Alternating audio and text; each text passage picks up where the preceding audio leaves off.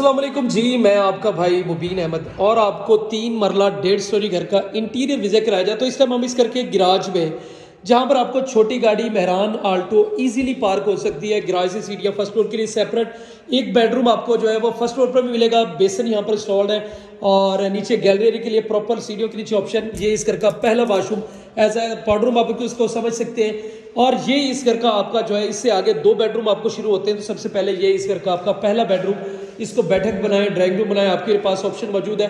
साथ में lounge area में ओपन स्टाइल में एक प्यारा सा किचन सेटअप किया गया है, जिसकी क्वालिटी आपको बड़ी ही बेस्ट मिलने वाली है। और ऊपर सीलिंग के डिजाइन खूबसूरती रखे गए और जहां पर आपको 3 सेक्शन में फुल आईटी वार्डरोब इस मास्टर साइज के बेडरूम में मिलने वाली है। तो ये इस घर का दूसरा बेडरूम है। सीलिंग के डिजाइन यहाँ पर भी विद अटैच बाथ और वेंटिलेशन के साथ रखा गया। मोटर पंप इंस्टॉल, गीजर वाली वायरिंग है। सिर्फ 38 लाख रुपए में घर मिल जाएगा। नूर पार्क सोसाइटी, गजबत्ता, आहलू रोड, लाहौर में घर वाक़ है।